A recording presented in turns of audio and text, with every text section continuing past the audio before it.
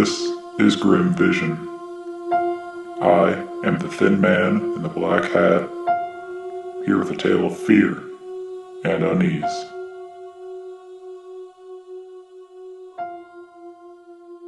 We have reached the end, dear listener.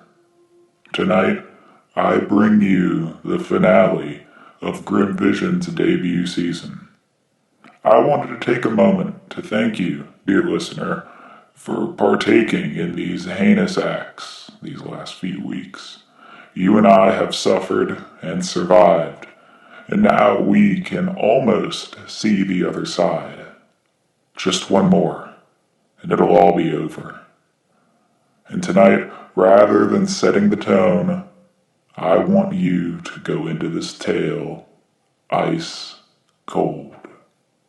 We call it Making Bones. Listen, kid.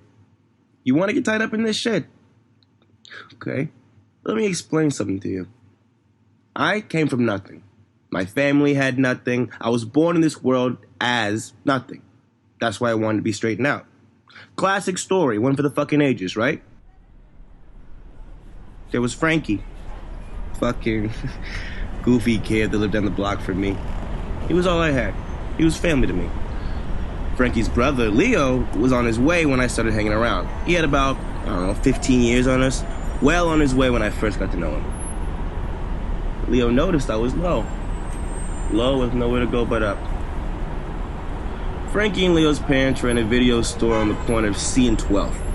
Mom and Dad would open and Leo would close down. There was a room in the back where on Friday nights, after close, Leo would run card games. Leo was always there real late every Friday night because of those games. When I was younger, I always kind of wondered if Frankie and Leo's parents knew about the games and just didn't care, or if they didn't want anything to do with it. No way of telling back then. One night, it was summertime, me and Frankie had to be 13, 14. Leo took us on a drive. He asked us if we wanted to close the store that Thursday on account of his other job having him scheduled that night. He couldn't skip out. Leo said he'd give us his entire week's pay if we did it for him. Now that's big money to me. I delivered papers, swept hair, but this was big for me. One night for a week pay?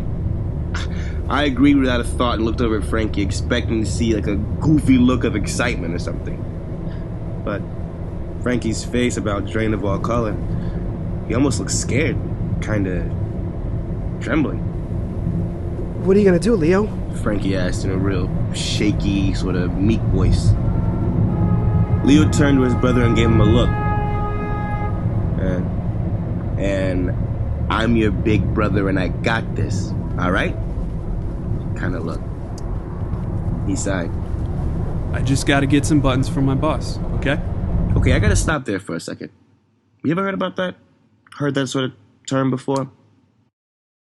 You want to be a made man of the mob? You gotta get your button.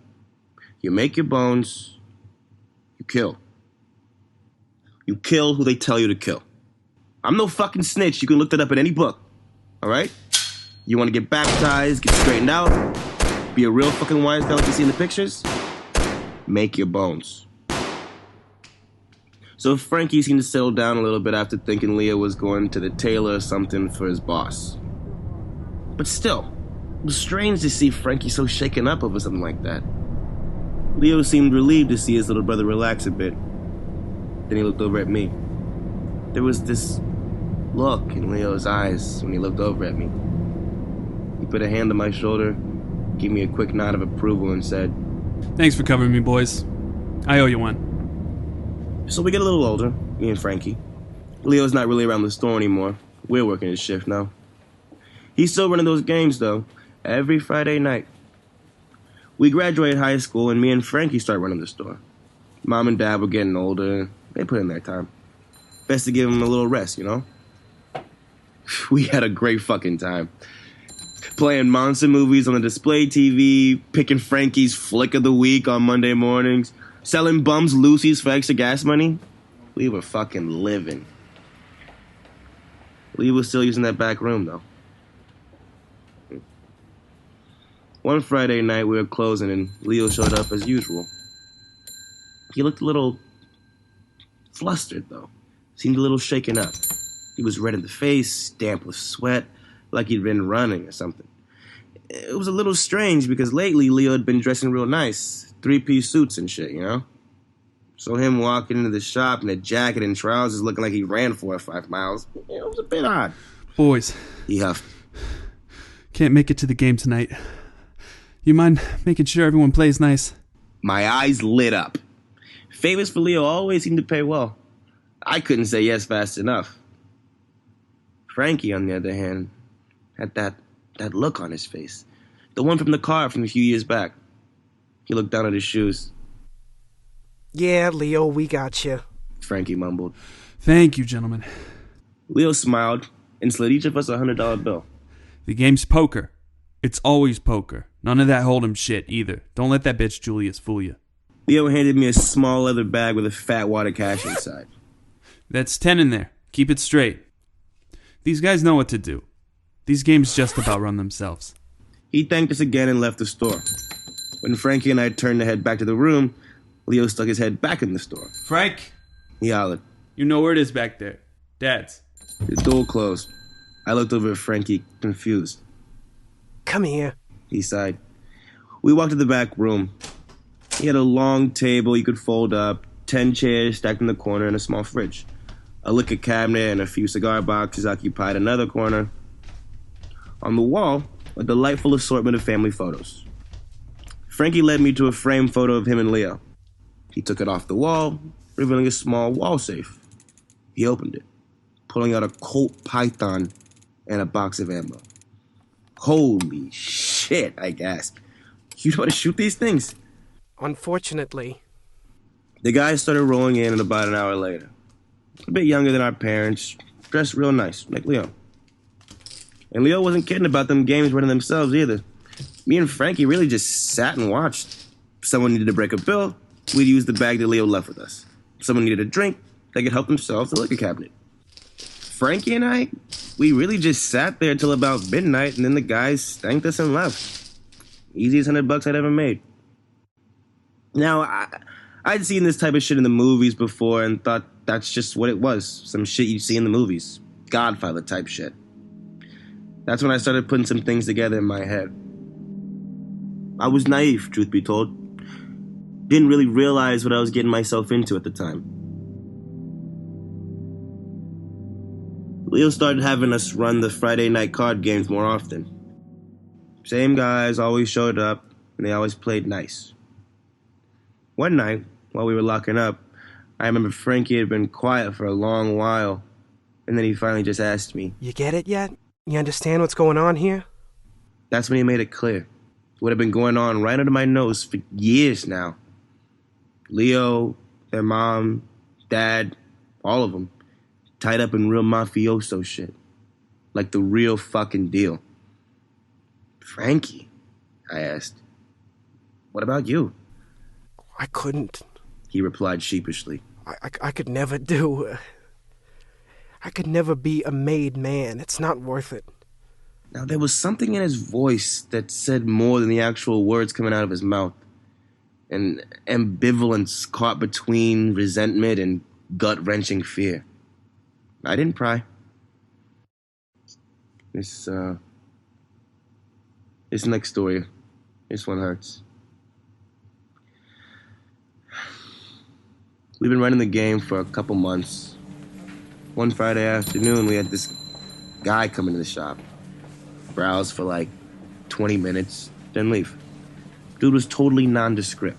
Stocky, early 30s, high and tight haircut. He was acting a little funny, though. Looked over his shoulder a bunch, looked toward us at the counter a lot. We had plenty of bums coming in just for the AC, so we just chalked it up to that. I didn't think of it, but Frankie felt kind of weird. So the guy came back an hour later, and get this. Now he's wearing a bomber jacket. It's fucking August. Huh? He came up to us at the counter and asked if we got a copy of Blood In, Blood Out. Knowing Frankie was weirded out, I told the guy, yeah, we do, and started to walk out from behind the counter. The dude stopped me and pointed to Frankie. No, I need his help, please. The guy stammered. Frankie and I look at each other for a second. I see Frankie relax his shoulders and take a deep breath, like mustering up some sort of courage. I swear, looking back, I'm almost positive I saw his eyes water up a bit. Yeah, man, I got you, Frankie said as he walked out from behind the counter. Frankie and the guy started to walk toward the back of the store when Frankie turned back for a second with this worried look on his face. They kept walking, and then Frankie called back to me. Call Mom about stock. My heart sank. Calling Mom about stock was the store's code for get the cops on the phone. I put my hand on the handset to dial, and suddenly... bang! Bang, bang! Then a loud thud. The weird guy came running out of the back of the store, knocking over a shelf, tapes on his way out. I jumped over the counter and ran to the back of the store, and there was Frank. Dead. Dead, slumped against the wall. 2 in the chest, 1 in the neck. Holding. Blood in, blood out. I don't have much to say about the days after Frank was killed. I was shit-faced off Cuddy. I just remember sitting in the back room of the store night after night, looking at pictures of Frankie and Leo's family. Everyone smiling. I don't want to talk about that shit anymore. But Frankie's service was beautiful. The entire family was there, of course. So were all the guys from the card games. And countless other people, too. I hadn't had much of a chance to talk to Leo since Frankie died. He was there, mostly speaking with everybody but his parents. Seemed like he was keeping his distance from them. When things were wrapping up, Leo pulled me aside and checked in with me, asking how I was holding up. Didn't take much before I started crying. Then he started crying, and we had a fucking moment together. We got it together, and then he put his hand on my shoulder, the way he did in the car those years ago. In a very stern, assuring tone, he looked at me in the eye and he said, "You're with me now." The card game started back up a few weeks later, and now it's just me running them. Same with the store. I was getting Frankie's cut of the pay now, too. I started to get to know some of these guys after months of them hardly acknowledging me and Frankie. One of them, Mr. Solway, seemed to take a real shine to me. Said Leo talked about me all the time. Mr. Solway and I had a real good thing going. I fix him a drink, he hands me a 10. Good deal. One night, after the game, Mr. Solway asked me if I liked long drives. Weird question, but I told him they didn't bother me. He told me he had this car on his property and he needed it to be driven a little ways upstate to the train station. About a 5-hour drive from the city. I told him I'd do it. Solway handed me an envelope and told me to drive the car up tomorrow morning. Most important part, though. He tells me to park the car in the train station parking lot and leave it unlocked with the keys in the ignition. Easy enough, yeah? We shook hands, and Mr. Solway walked out. Inside the envelope he gave me was a train ticket back to the city and $2,000, cash. Fucking easy money. You know, looking back, maybe that's why everyone was having me do shit. I didn't ask questions, and I did this shit with a smile on my face. It was a good drive. Made it there and back in one piece. Turns out Mr. Solway had a lot of fucking cars because I found myself driving almost every Saturday morning. One drive, it finally hit me that it wasn't the car itself I was taking upstate, but the 6 bags of tar I accidentally came across under the floor on the driver's seat. Fuck. Me and Solway had this thing going for a few years. Leo started having me work other games throughout the week too, other shops and bars. One night, Leo took me out for a drink to thank me for all the work that I'd been doing lately. Afterward, in the parking lot, he handed me a bag from Neiman's with a suit inside. Designer. There's something else in there, too, inside the jacket. Leo told me as he was getting into the car. But Check it out when you get home. He'd stashed a Colt Python in the sleeve. Another few months go by. I'm driving, working the games, and running the store.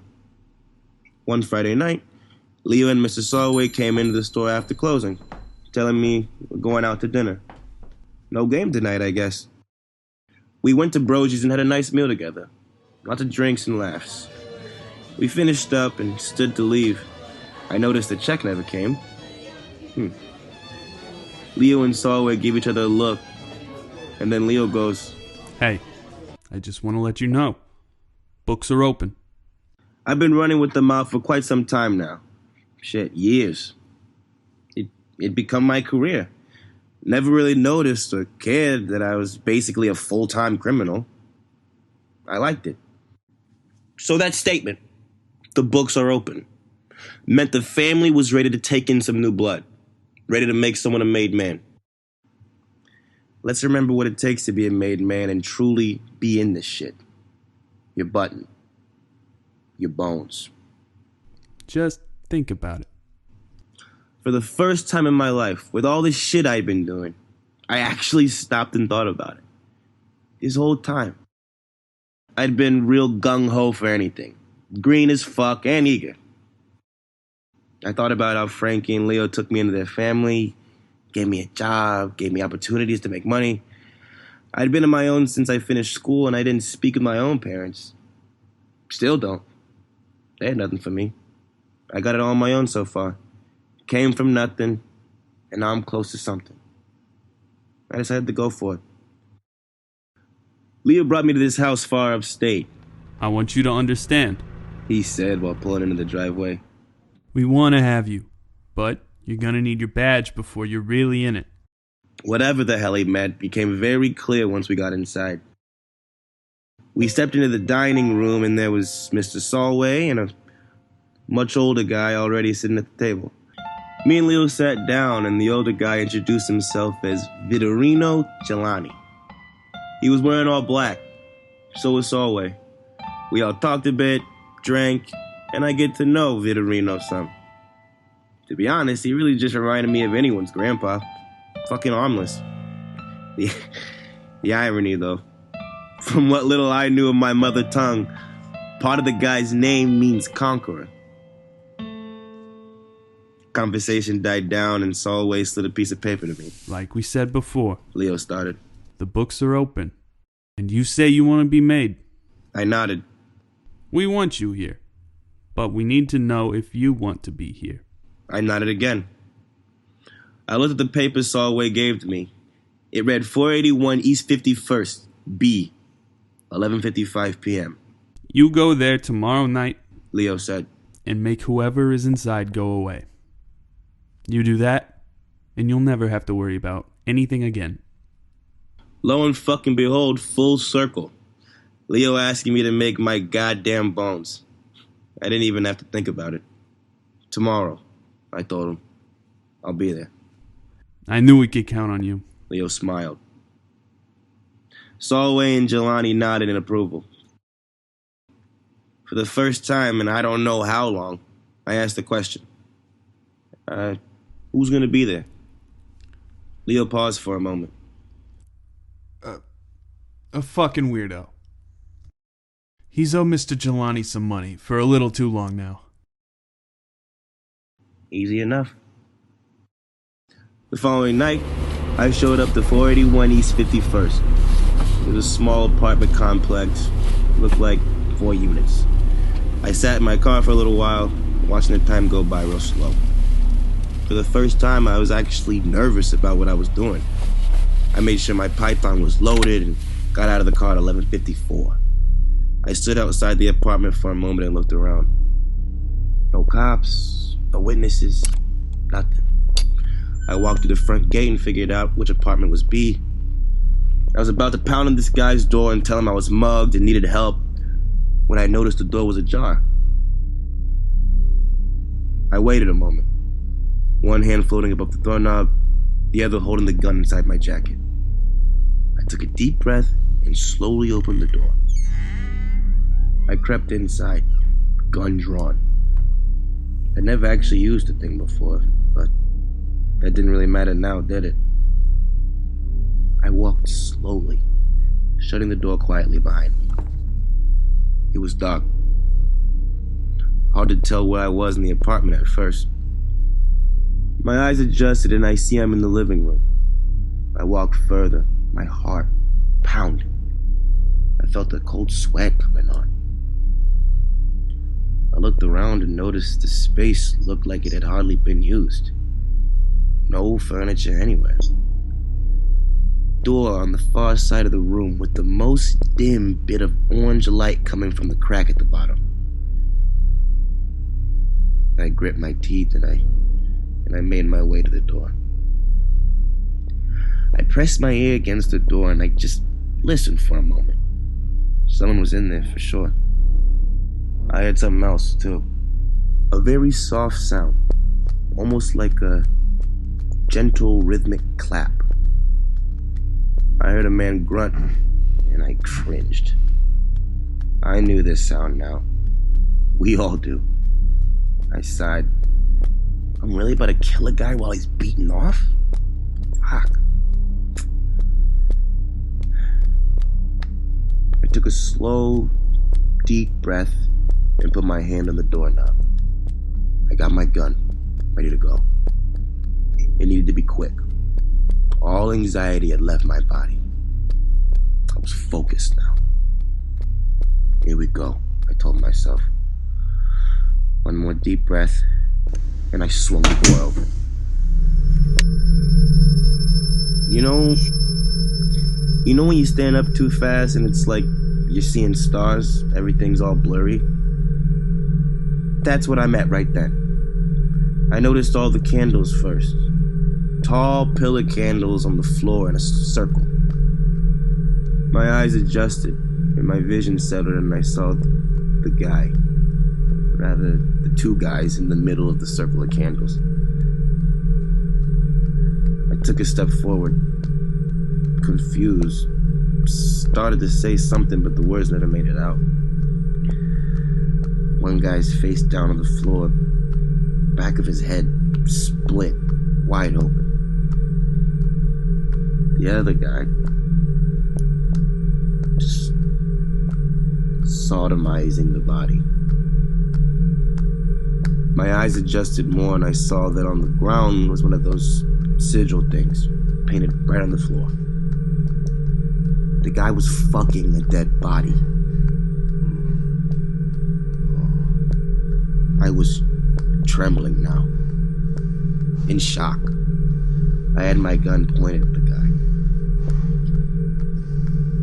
He's looking at me and just keeps going.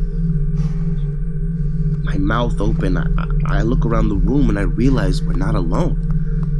In the dark, candlelight flickering across their faces, stood Leo, Solway, Jelani, and at least 10 other men, all crowded in this small room.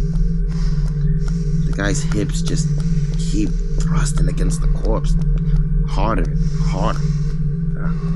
God, I thought to myself, please don't. Please.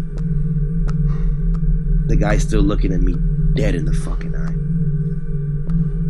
Suddenly he started to moan, louder and louder, his hips hitting harder and harder, finishing. Yeah. My gun still pointing at him. It was at this moment I considered shooting as many people as I could in the room. Leo, Solway, Jelani, and whoever the fuck else. I probably wouldn't make it out alive, but this isn't what it's supposed to be. The guy stood up, still hard, still looking at me. My eyes went back and forth from him to Leo. This isn't what it's supposed to be. Leo looking over at me, then back at the circle.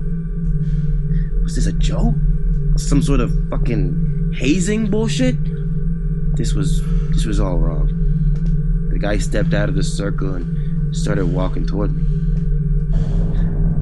I was panicking now. I thought about just running. I could leave town, move to Canada or something. I don't fucking know.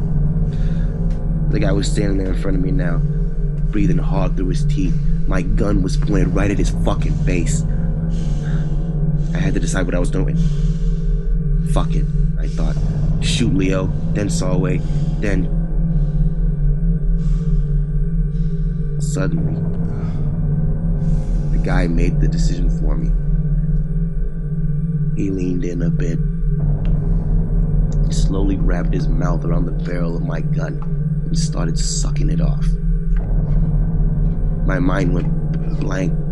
I saw the saliva coating the barrel. I heard him gag. I felt everyone in the room watching me.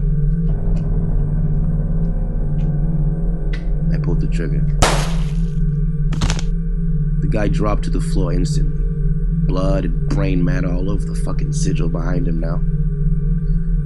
I lowered my gun. The guy, convulsing for a moment, the back of his head smoking. It's quiet. Then they start applauding. They're smiling. They're cheering. Leo and Solway step into the circle and beckon me in. This is wrong. This isn't what it was supposed to be. I drop my gun. I step into the circle. Leo bends over and picks up a piece of gore and begins to smear it across my chest and neck. Solway picks up my gun and starts filleting it. Jelani then steps over the circle, grabs me tight by the neck and kisses me.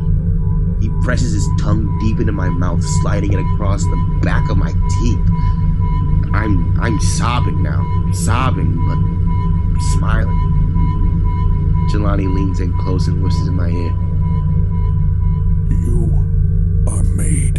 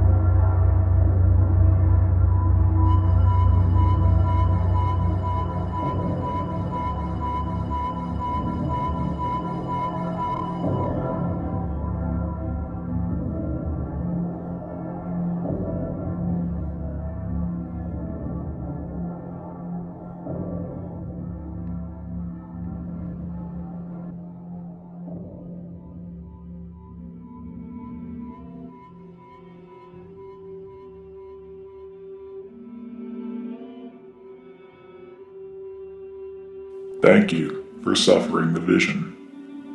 Tonight featured production by Mike Bamford, a story by Jim Gullickson, and performances by Brandon Spann, Mike Bamford, and Spencer Streno.